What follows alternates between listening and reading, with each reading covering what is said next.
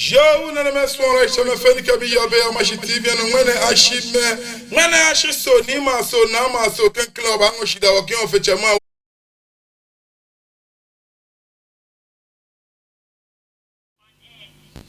Yo, na me swara chama fani kabi ya be amashi TV no ngene ashime ngene ashiso ni ma tashi ni amle tashi no one na me swara monde nu ke mo ni nu ko cho nyami ko nechi ake esho ene ba de ba beshi allo kete ma twale no kala ke ekwa amashi TV page no your Facebook ni am allo YouTube odebi ni ama awo one rasta to gbonyo ni se kakla gbe yi e ba live abado to ngbe mi se nke ba ka Great Aim Academy Heartbeat Homeopathic Clinic ameji many bo modern ni nyanka ni femu ni bo gbe no enye ma shi Sunset Beach Resort ame mi ojugba agbene the gym restaurant ya Accra Street no e kemi ni less and take it in me like je na masuma ke ma ejara oba ke ya ejara mi ni ba ona ka ngene mfiko jan ngene ngbe chuwa ngene ngbe chu no onye ka ya nyi chu mi ejara ni ma family maba shrawo.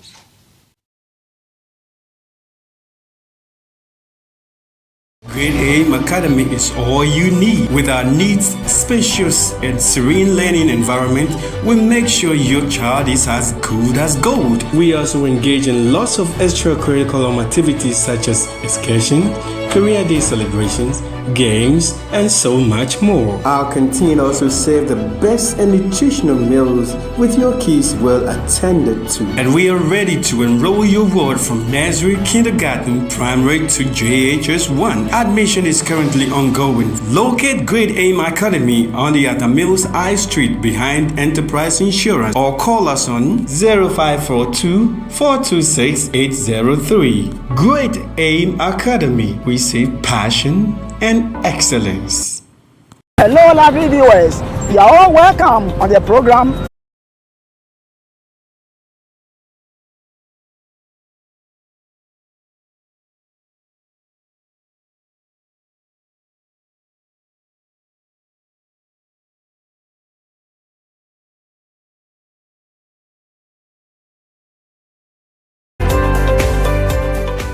Gana bi gamanti asiye mi bi fe ami penye kemba asaga ni fe hunu oya he strut we bona fe ni bi ni gba me ana woke amane bo aba fama bi anyi ke amla lo bona fe na amla akwe ni eyi ebuwa ni anya kesa ni ke chine ni fe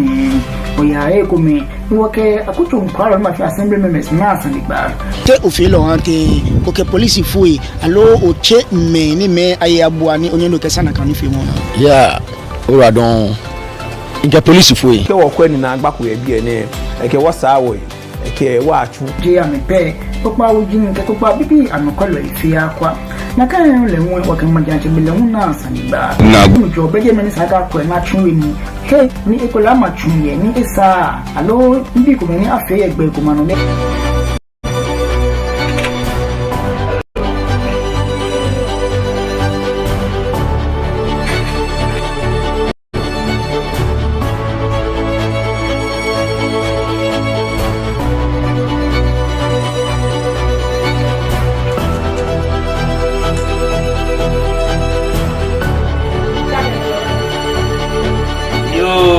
Okay, she died in a Kenyan children.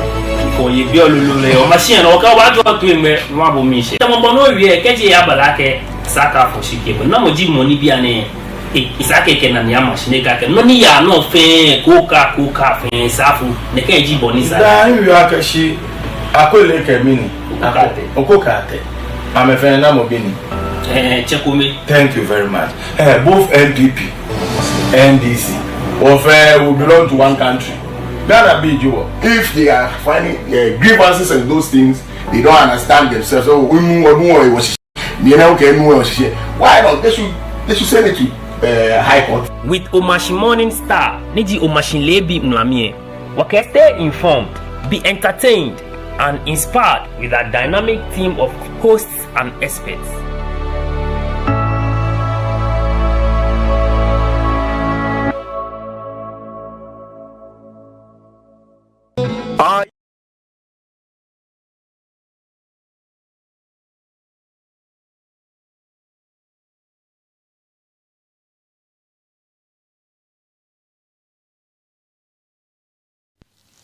Yo na me smaller cheme feni ka mi yo be ma shi TV no madanye shi aka nye na nye wachi nye memi inte in afemini nya ye jara imba sheshe ke o manye ime la ka je na ke ba ka gmene ka boya tashi ni amli o na ke me boncho ba na ka gmene fiko jan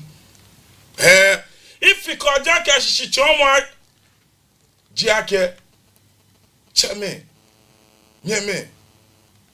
chokuna taloy gadango nupai here she kaloy wo entrepreneurs many men na me ngbo jaloy na alo asafu na daloy ni yo gadangwe chame kanyeme mi to makanye ni nyana nyele ake no ewo isane bi moni yo anye di boni gadangwe jale asonye ya mi nshelo agbene nye bianye akeme ni me ni ba huta na ke na gadangwe kedi nyeji na kan me ni nye to nyese ni nye na den olololu tani nye ba hu ke ni bi nye hye bena krale ke boni ajale ke boni afiole asonye susuma ba na me nhye lo cheme nyeme chukuna talo ni okadagbe mi bini agbona boni nye ke wa yale nu afe ma nu wonye do ona no ni yu ake ko na ni ba mi yu no ko ninu ese ake manche ko wulo mu ko shipiko kwako taflache kase neke mi bumu neke mi ba fere keke ina ake shidabi bobo otele bulu jachu noto ona ambu ko atobu ona bona kan nu pa na kan jiboni na abu ake o fe tun mo ko ni tele bulu jachu le na ambu ko atele meni sande bala na kan mini wakaba homo na mini wakaba homo na gadango rupai na me kra pawo ne kan ya na jomo nyakwa boni gamashi omo fe chaka akpato omanya nyakwa osu omo na baye eyin yelimo ayele ona onyagbo chagbo eje ake mini apele sen ye osu na kai no tashi me apele lumo yeli ye tashi na te shomo afikuma kuma na te ni shomo se me nyakwa no ne yaba agbegbon ma pata ma wala yin me ye nyon wala nwe ame keke ne ke te shaba ke wa ke aya yin lo ye gadangbe aba ke aya majia cheme me majia cheme ame ya me ka me ngame ka me bi pe ano ame pa me ji me ni me na me dom ame dom me ku chomu po ame ngame ka me bi pe po ame dom kote wi mo baba ke obu mo abaka oyu onu pa ni abaka ni bu ele ofe neke ni bu ele ofe neke shi bible le po enwa aka nye abulu ya eto ne kafe amaka me sandeja odebi ni ama wa wan rasta to gbo ni ori kakra gbe ike anya ke manyenye kuwa mi neke so ni manyenye mama mi neke so janwa le enwa mi ni ke enwa mi nwe injaje me odugba ke maje ninu na me ke ba po efan no di fi onye ba na ke mi po ele in consider anya ni kon ni filio eja ken le ake mo ko crack ebe ko chon echese egbe chicheme nye mpo wa blocho menyo akpata ma bia wala nye meni no chimo e video mi applying ko apply abi na bedu chimo ni no ko eja no mu jewo producer anana ifoni jebe mi ni no mo ya no ke to e na afon mo nu wo pe ake na meji meni no producer kuma no ni ya no kuma no na afio applying abi ni no chimo pe kanu chimo ya no ni wo ba na ni kanu chimo ye ni awo bi awo akeke lele ni no chimo ye na chuwe na ke ji boni wo ba na lelo Obranya abi abalo kochumo ne wono na ba fe no diene ka na trap enjo na wa che onu ano shin ake ona choku na talo enu wonye gadangbe fe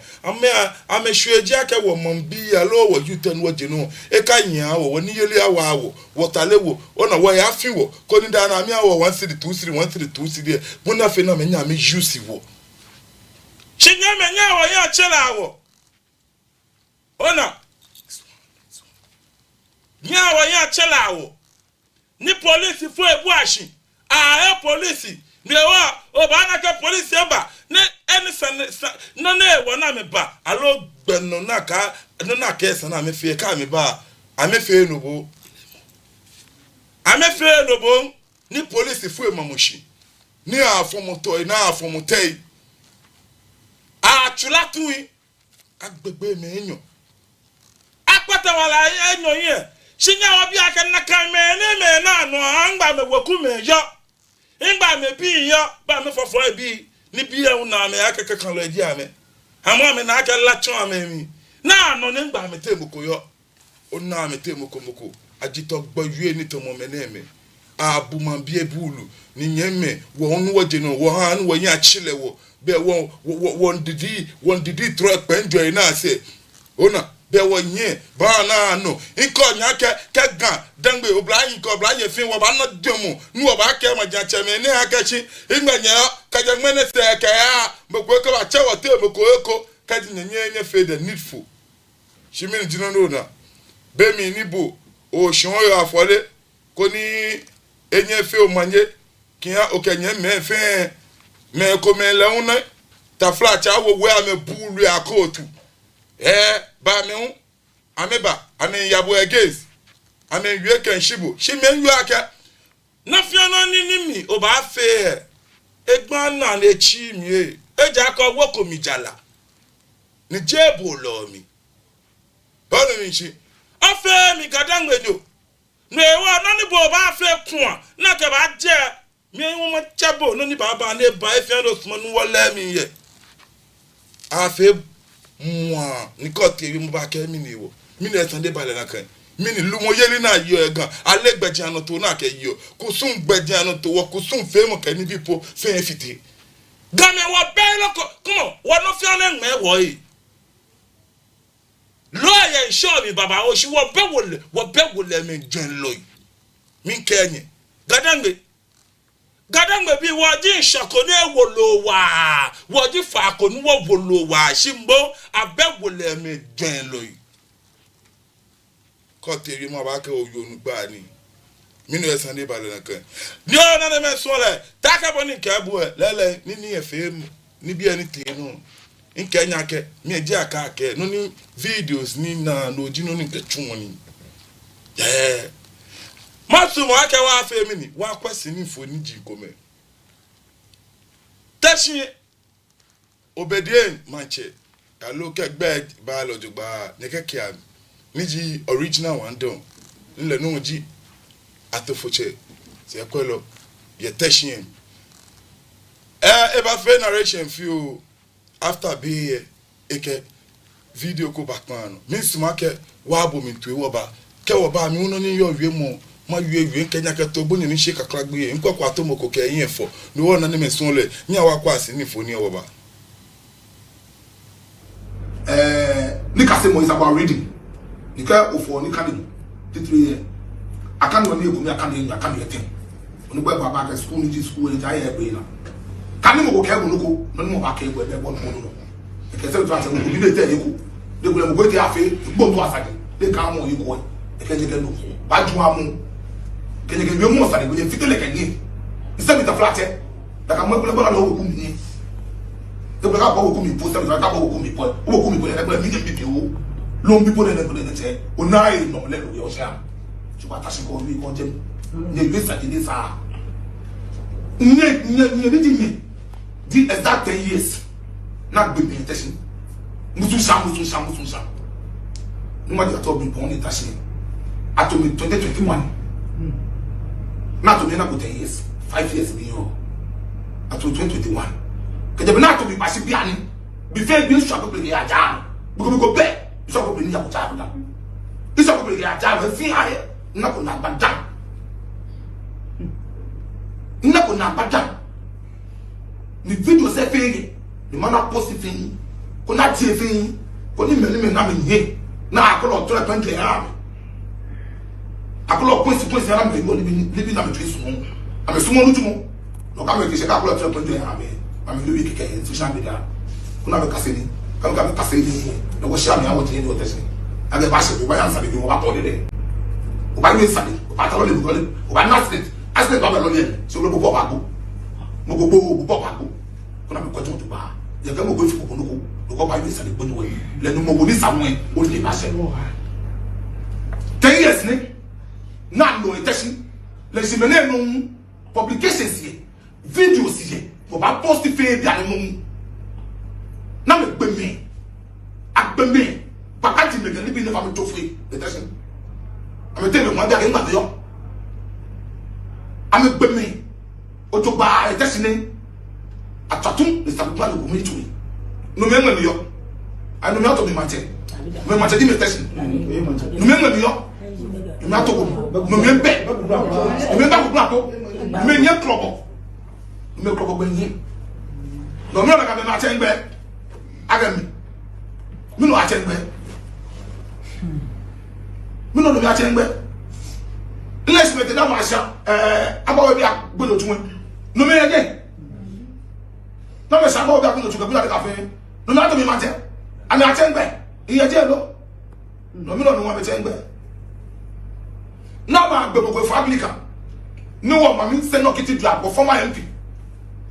a bodyguard ni di chance ya fe witness against me agalena sama me ko futo sila mo nton mo go ni just we na ka mu and je no amete se wo se na intention aka mi ade happy to mu no me ato mi mate di mi lo after this me ni awodwa me ni yo test me ni yo ka me ni yo ma fe fe ni awodwa o to ba de ke take cafe aka yi take cafe e go ka mo to ma ri mo se wo fe wo ti o to ba no na fi wo me ke me yo nane men small e chame ni ke mi yo be o ma shi TV no nga o cha mi o to infan e wonu wo che un na wi mu ma ba de sande ba le naka ke ba shi me no lo a te shi me ga me le me manche e ja ke me ya fe enyo na apele kusum tete fe mo po nye ja ke te shi me le ba ni ake la agbe mi amegbe mi la ala le enyo nye kwa no ni balance e chaka akpoto mmanya anya hihwe mu asande afine le onye kwa no ni ba akpata ma wala anye je nu chimo konye awo je nu kokpa konye awo agbene wala unu nu wanye nu ke halashi wa yo fio wa anu wala se fofoi yenye personal interest wo kaka ne ko te shiro ba yue kun akota e ko be ke mi ni wo chame nyeme beni bulu bale ni wala tan gome ne ko ba yin aka nya original house of chief mayu da mi kedi mayu da omo efia do sumo ba nyo chemi aka ya original house of chief me charm so called original house of chiefs jake ka ya original house of chiefs cheme kenya le no kokra kwe kaja benu wa jenshi in Kenya kaja benu wa jenshi ni wa use board math na like a bracket of division multiplication addition and subtraction no like a 0 times 0 is 0 0 times any number 0 kama shi mo lo ko fe 0 times 30 billion still is 0 ni chua kashi no koni ona ato egbejiano to umo rewo enya magic enya tofa even the next 1,000 centuries to come many baba wala shilemi amele ake na kanjibo ni eyo mo ake 0 ko ke times any normal over na 0 no ke okay hard okay sum up a lot mo okay fata 0 fata normal ko ye ona the same number she can multiply by there. No, jino ni kachi. Ni waka le ake manche yeli ka ye. Shia A B C D. Jema yo manche ye. Ke mene me ye. Eshe mene ma no. Ke mene ma ye che. Alo kusu na afi one ke di boni ayale gbojano te na ke yale ne. Keji wa ke wa ba di se na ke ne bi ne se. Shukwa na ne me ni wa na ne fe wa na shona bia ne bi fe to ma me gbomo nye na tie to mo nye chale mo cho nyele ni cho eja ke nye na shika fi o ke la le jin ke se la suji nye ke ye no wanyi hana nuni na jomo anmen ma pata ma bia wala yin agbegbe mo free ni police fu eda ni iyo aka police fu baba grounds no they no ko chimo be no ba na no chimo e afe no konkro e aloga keke no fi anu fe manja how are you? Majacha menyo, Wulo menyo, Shigitele enyo, Mankralo enyo, Shipi enyo, Chame, Awanya ya, o Kajodo Talo in your mini noni. Mabes and the Balanakan. Nyakwano ni yano, Nilele, Kelela Yafi, Telele, Ayafi, Gadangbi, Ka Yafi. Ingbe pa mo je ake ke shere ke bia mi mo esani be ni yo wote inti ni yo wote fe wo ke fe afi mi ni apasa shidan eje ake esani won le ake gbo ipo baba wote ami na kan bia mi gbo baba ni no na me baba na no jino na me ke ba ya ni wote fi ote matashi makwe ni moko ba ka to le gbe na ku ni wo ba fe kun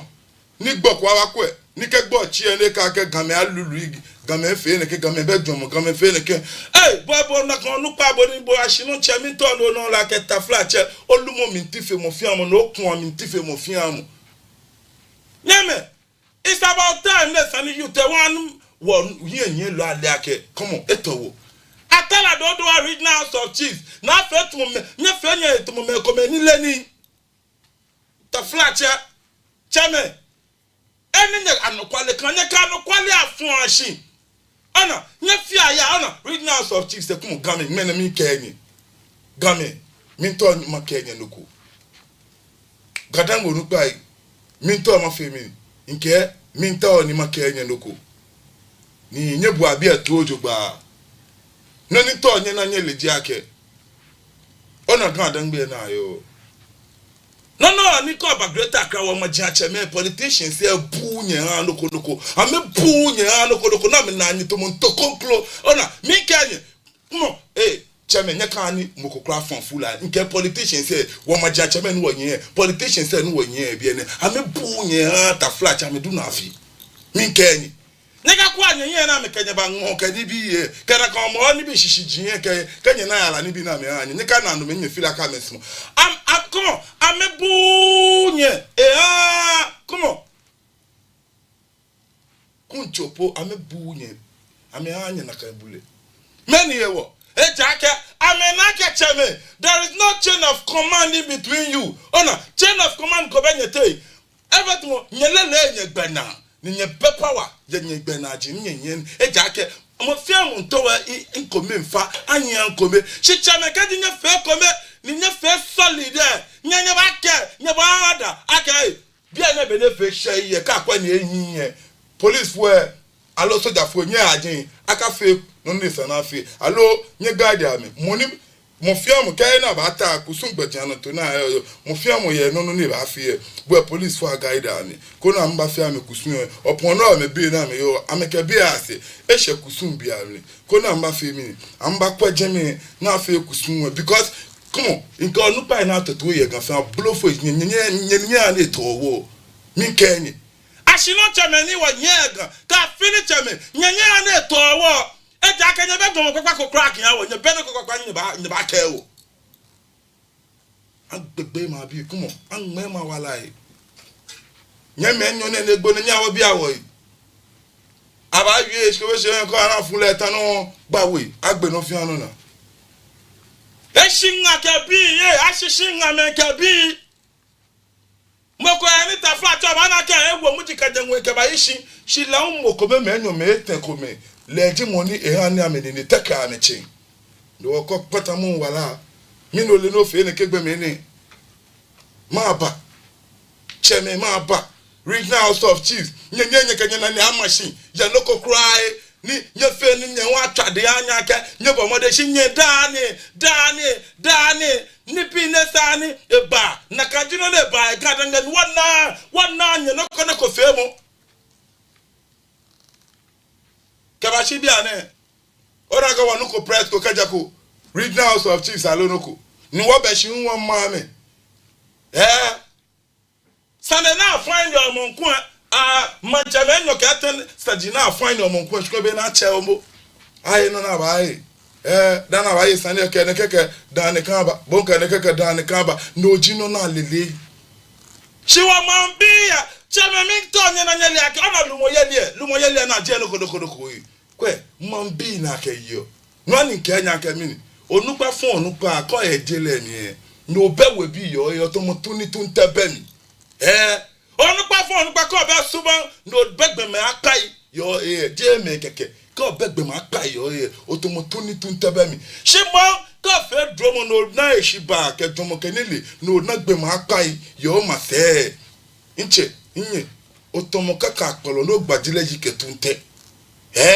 otomo kaka akpolo no gbadile yike tunte efian no ba yo show ebeyi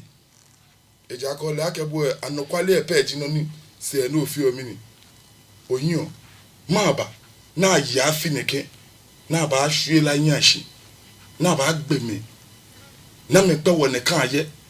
Akala Regional House of Chiefs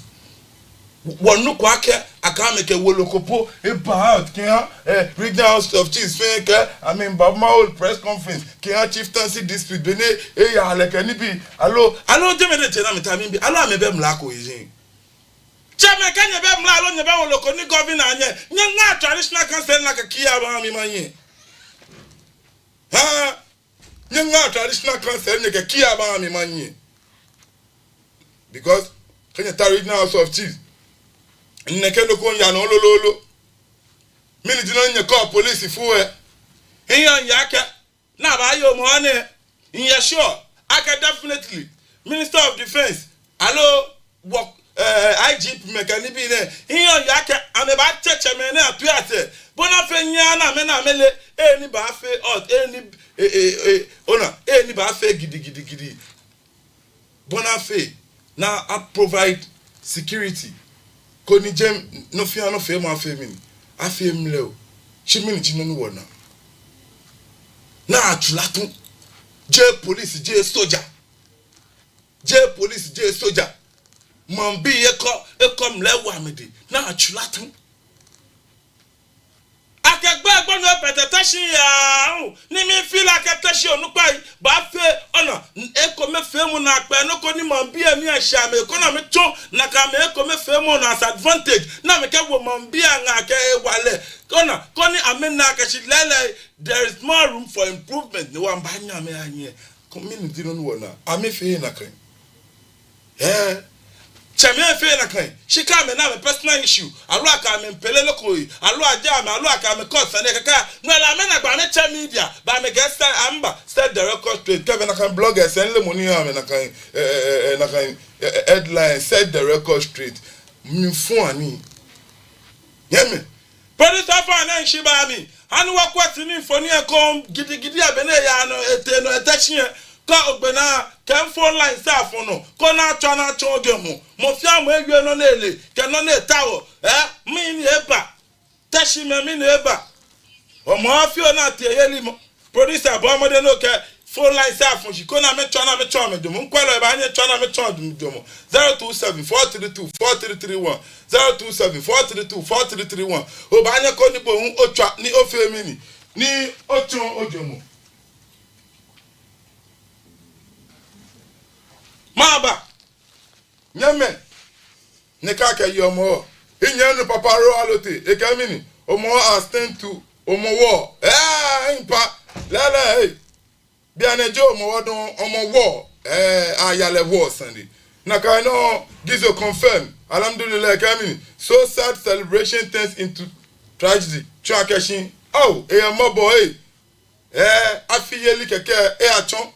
no conclude nyame in Belen phone lines 027-432-4331 027-432-4331 majancheme ni wo nye gagbene gadagbe majancheme nya ne towochon nya ni yute wona noko na noko ya no alo wa bo wo nya nu nya ka afi onye ni bi nye ka o ka wo nya nu nya ka atu onye ni onye ka o majancheme bi wo nye wona me gane aka me ka manche yeli nkolo Shamina wona ame chun tolo nona lebo jaka ka oku chomu fen shipon achake 4x4 kese lasun eni na bo chun o maba awanye ya o agbeme efolo agbegbe enyo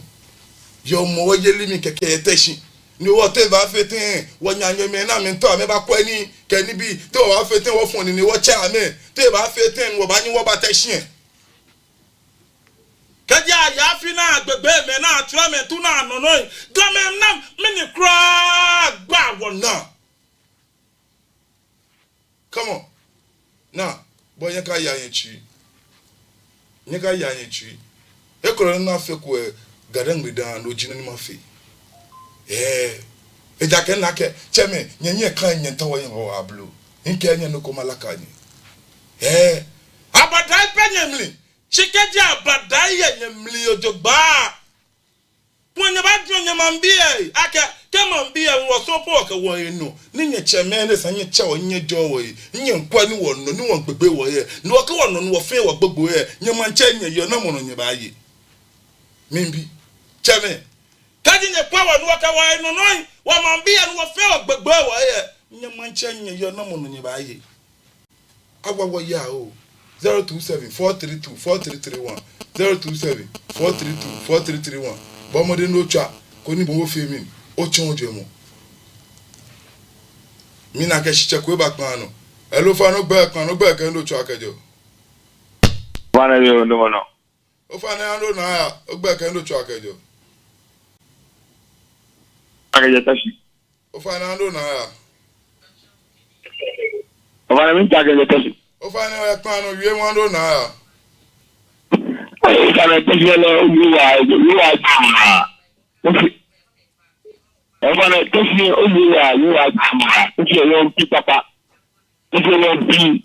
agbede oyele fisika won pi ya o kema ke ma ni lo ba de pa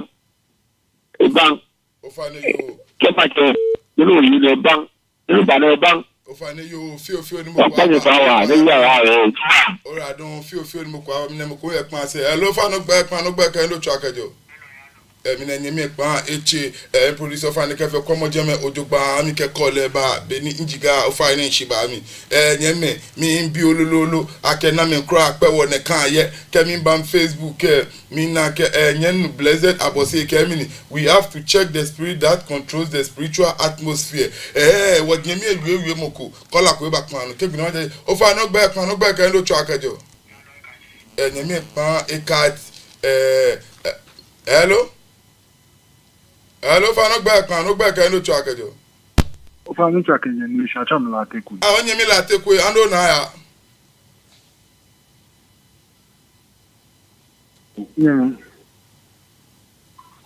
Mi la teku ni. O fa na ando na ya. O ya pa ando na ya.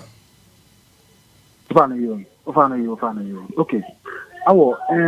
kenka mi na wacha ni gonzajo la ke beka na shine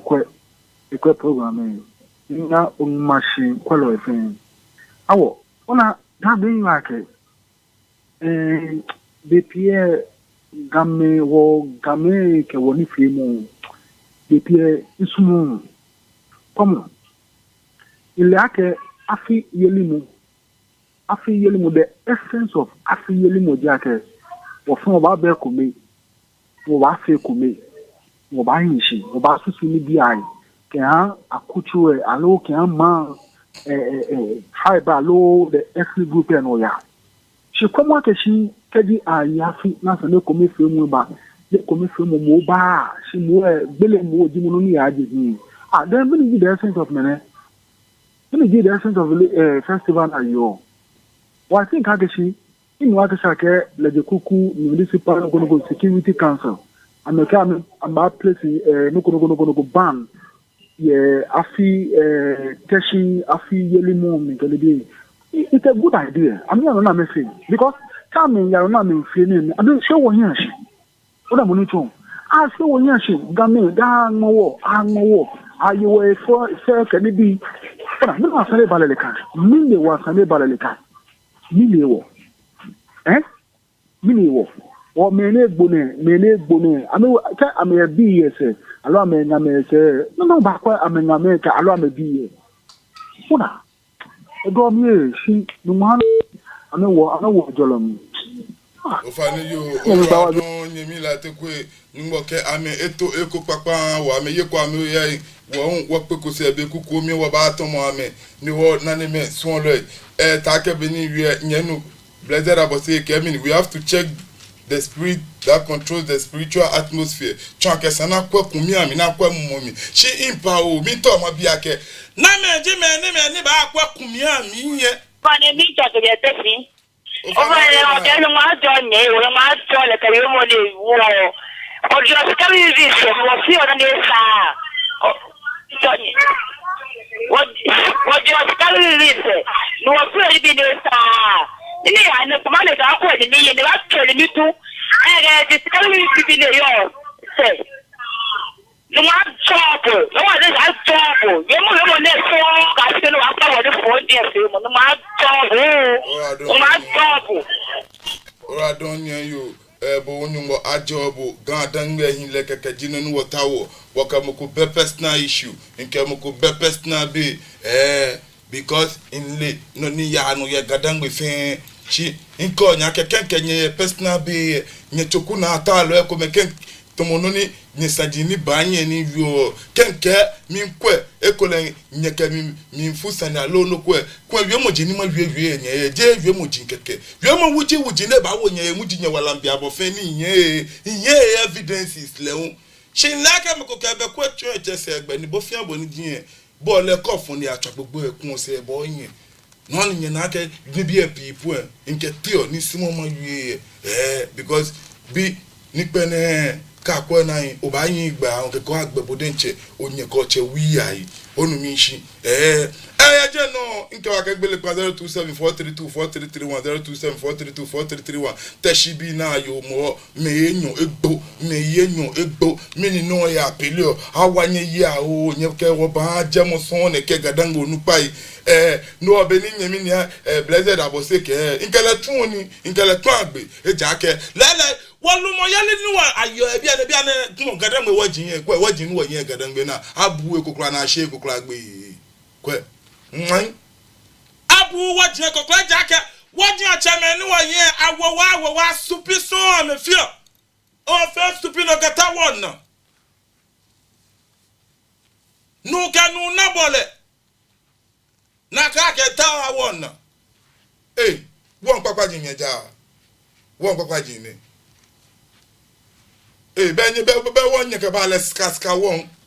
manya won poto chaka ejake ka won chajibo no nu jibo no ka nu na bo le ka ni bi alo won cha yo jibo ni supio fio ta flache ni bi na gugui kanya fe ne me mpa nye ba ye ne ba nye face na mo me mpa nye ba nye ye anye bon kegbomona 1 billion eba chofache 700 million ke 800 million maja chamenu wo nyen chimo na kanjila esuba mi na yo ka wele shikaba ken a chofache me maba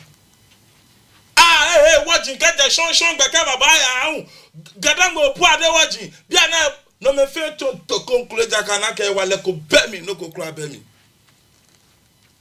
agwanye ya o kata mebe nye ba pa wo yin ahihwe mu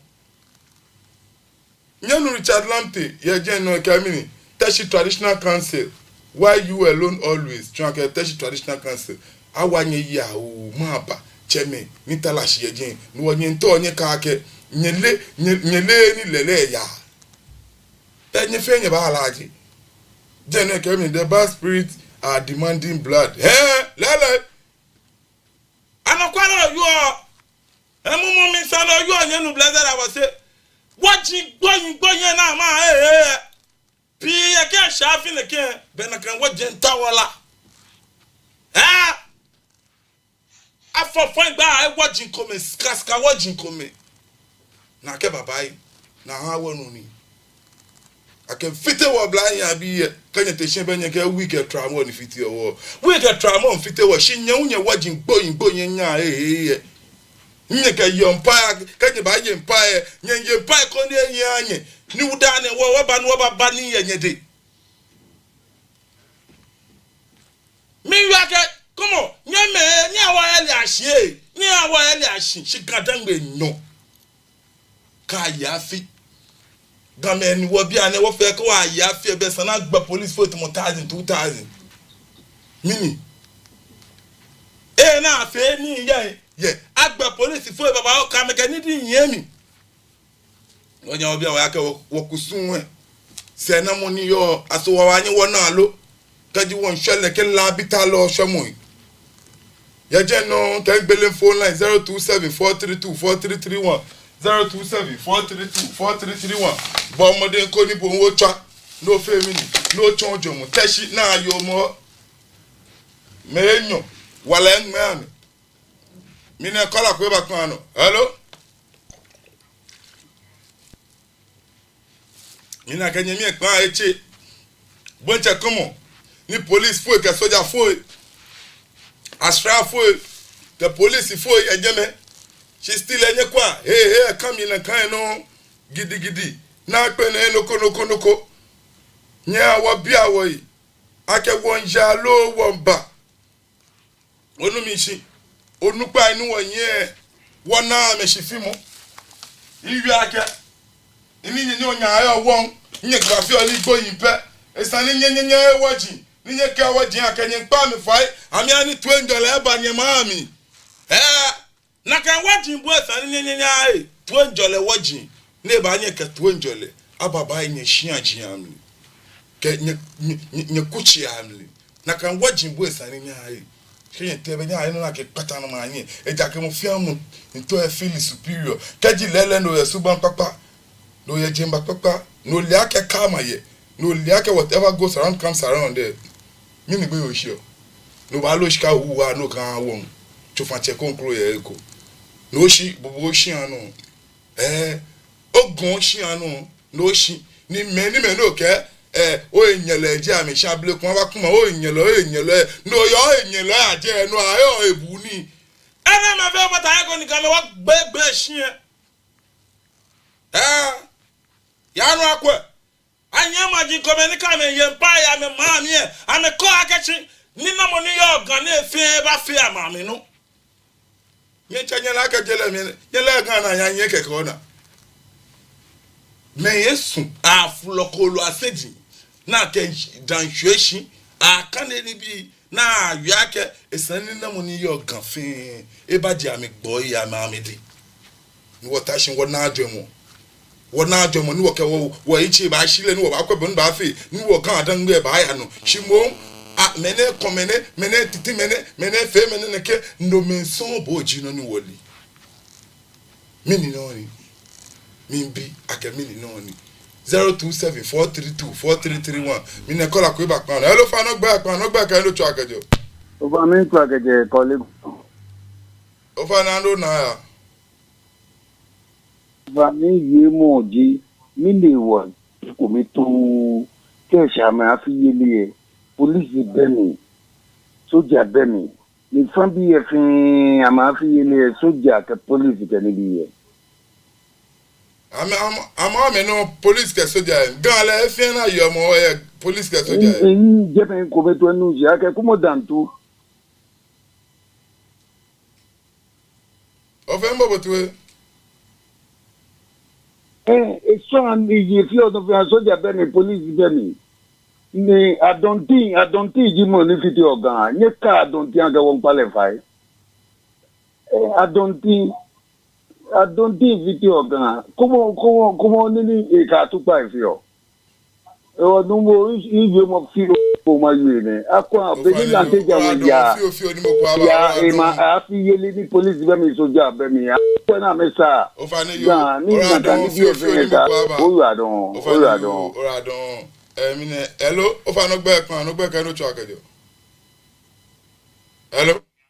mine mi pa echi 0274324331 0274324331 hello gbe kan mi pa echi no iyen kan iwe mu no lololo mi bi ake ne keji boni ake tuo manlo keji o bo ba yelumo no man bi ye ne ke so ake no na tra etu na agbegbe ye mi bi ake ke wo fin wo gboye mi ne kola ko ba kan no hello fa no gbe ke no tu ake awo fa ni mi la te pe din fa no anu na anyi o fa ma feel brief o fa ni mi kan some of the comment social media, Facebook, ni me come attribute leke lunatic art na lo behavior ne akashi to spirit. Mini jino na meto na meto. Ona bonito. Mini ando ameto na meto. Bo na kishi bomade se bomade sa. Ni bo attribute akem bomade se bomade sa o attribute like a behavior no ni more exhibit to spirit no le se tai ko le no ni ya no eko. How? Beneni or Jimmy, our bottle the bag, Beneni or Jimmy, they owner attitude there. They have a very bad attitude. Ni esaka mitake, ni other keshi, onupa ni or Jimmy, asani amekamena je mamushi. Along asana say local because for the past years, Tashi, Bibi komeni job with them make sweet community job with Jenny Kapani. On a bonito, no sako no pa me say heko. No, they shouldn't attribute like a behavior to spirit to akemomoko your man or minimum of your man. But there are spirits everywhere. Or minimum money or Jimmy. Look at the shed the bomade or about your name, Jimmy. I won't go out where I don't. Oh, funny you, Radon. Shinyanu Benjamin Lati Cafe and Demegbe, Nafio Ninkacho Naji, Noni Wajami, you in J 1 day, no, in J 1 year. Ebe Piona can watch ye na, walk or here, only shake. Oh, I want this, okay, Okaba, Ket, Giddy Bar, no new overcome. No other can watch ye, no more watching, can be a corner there. I own. Ni no one ko ba Nakajibone yo. Kabul, chair. Ni ekole ebwe be obi ona meni o se yen lo ekeni bi ni e ba agbe amete na meka me ba bun be mo keni bi ona yi na nyeshka na ba nya kefe investment ashionbo na ka ke otu fonche ko ni tako ko mi muji ache chene gadan gbe no ni na me kura ji me ni pe wa ye Teshima melebe na ke yomo Teshima melebe na yolepo je lakma ya ile amengbo. Hey, chame.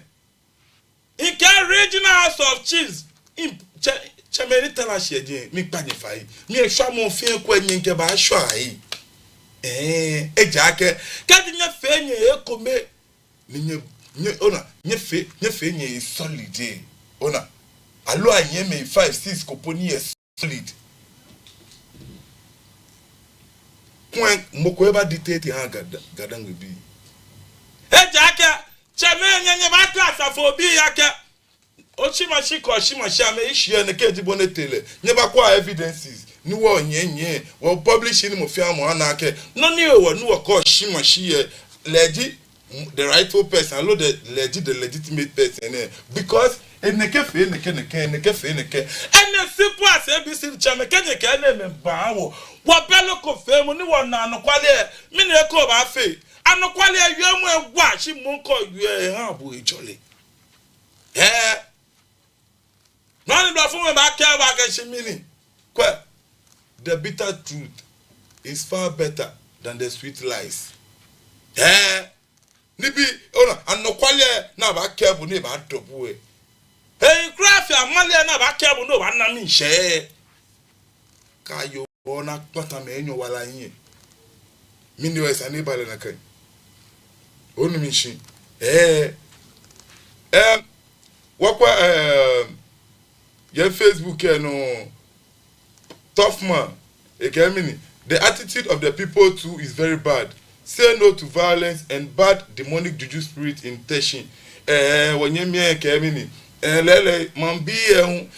chinyami no you ankabu kwagbe ona papa tough man lele aka nyeme no na esani wakpa be no ni mi kan nyeme aka gadama yute ona maja chame kana ni be no na ama me hweji aka esani wo hwonya esani o mo aje wo wakana ntumo wochu wakana no papa no wonye wo fe eja kede time ne kadi bo wo yodogba no ya nyeshia lobo onyo chone yo one side ko ke o choke one side shugun wa yen je ma ko anu ko e ko leta flache me ni me hun egbo na wa na me edin ko me ni me hun ni ba na mba no ina mba fe bi aba na me edin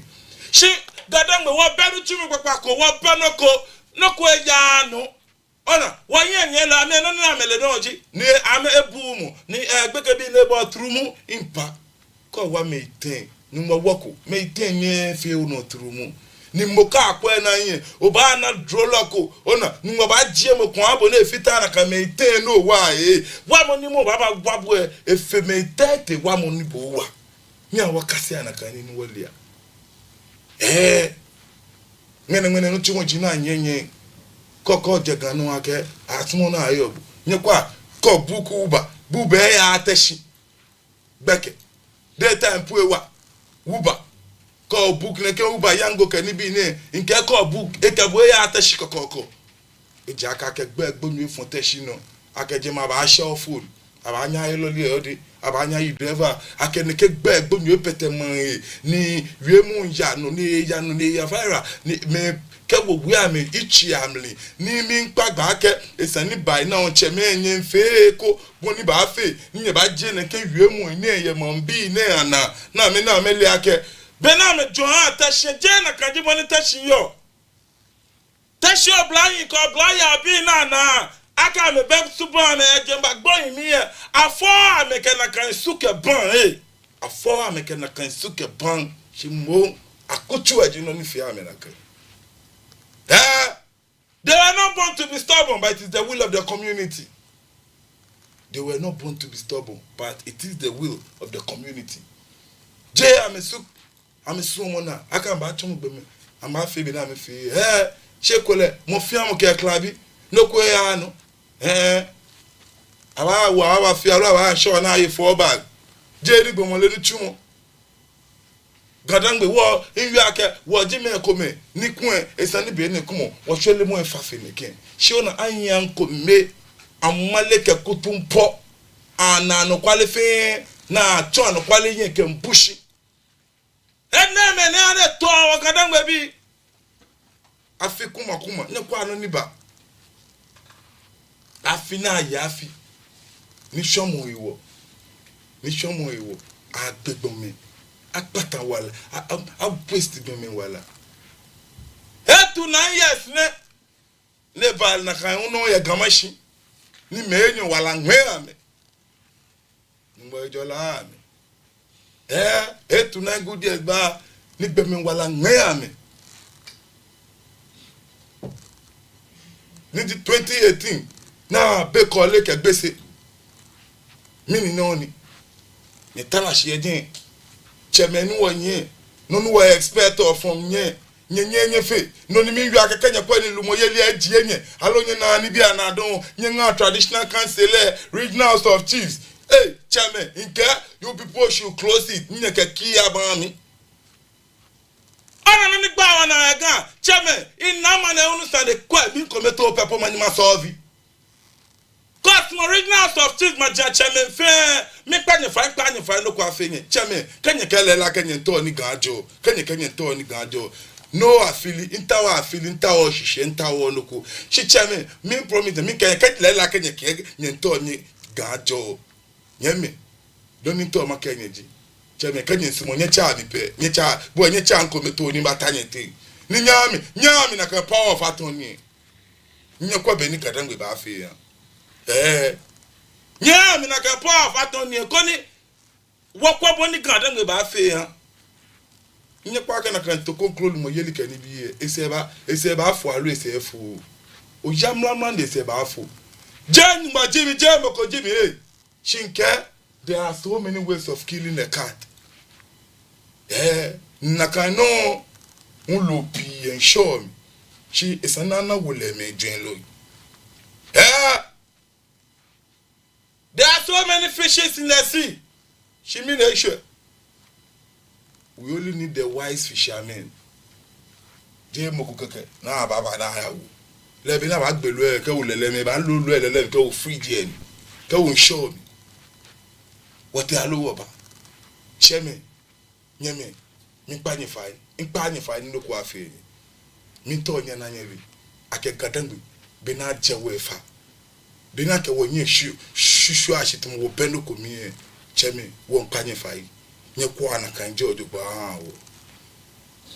maja chemi enyo tete nke bu ka anya na solve ne ke issue ne kwa hia nkometo ma solve ashian kometo kajala maketo butu ka gbe adan shula maja cheme enyo tete no na nke ashian kometo mi manya nke manya ma fe ni fence ba afo je magic yemu akaboje mi ne kola ko ba kan hello fa no gbe kan no cho agayo mi ne nyemi pa eche nime name min kenyi nyana nyele ake cheme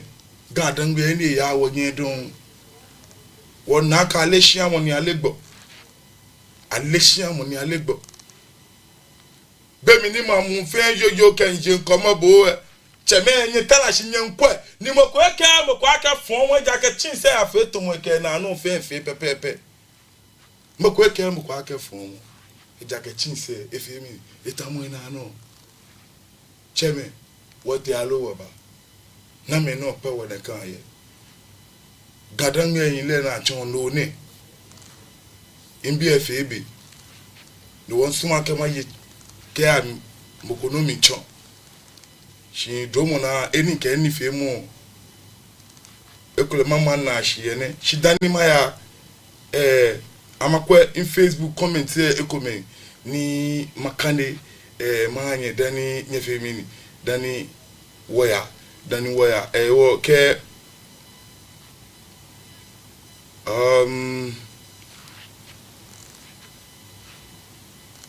no yaje no be abose nyenu abose ekemini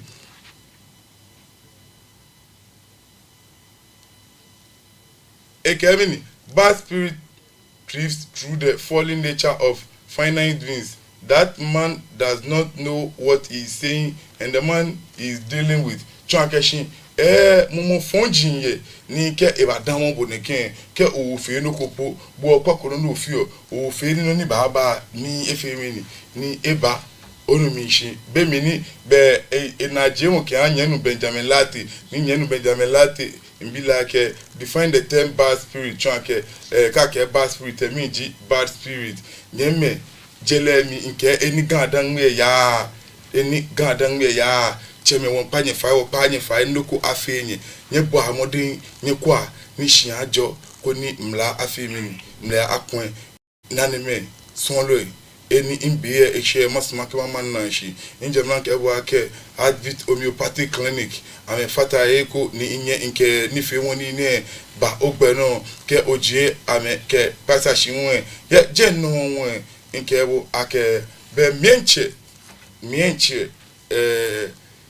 the gym bar restaurant in one side koni nke wa ke drink ke meat pie ke fry say lesson ame Don Ivan Satanos ice cream no enterprise group assurance ame ko no pepe ame kele ona ni yozi wa izi pa ke yin tuntun no ko fan no ko bright and shine but mo de no children come je no Great Aim Academy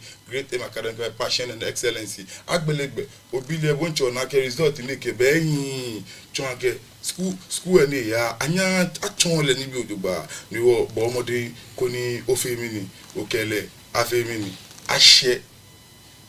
Great Aim Academy jeme eba afi fun eba afi bright and shine ke fata enwe nke ba ke bike life Ghana ameke say no to drugs ameke man be fai ye Black Star Square Independence Square no go find no go bright and shine bike life Ghana nke ba ke performances ke ni bi ba no ni on the 19th of October 9 a.m. kata 6 p.m. ni wo bomodin koni okay oyi afemini awomi ni efe for ye dan machine we nanime sonlo imbe FAB nke inife mo wa be kan mo gbe wo ni ke wala hawo woso lehun be ekoni shibomodin nyenu ni fani aboniki egbe a release ni fani featuring King Jerry aboniki bomodin no download koni odami shi later na shikome ko nkemi ngbaji odebi ni ama awo one rasta to gbonyo ni se kakla gbe yi be ni bulu bali ni e wa leta lopi insure mi shimo e se wole ni ogun lo e ni radon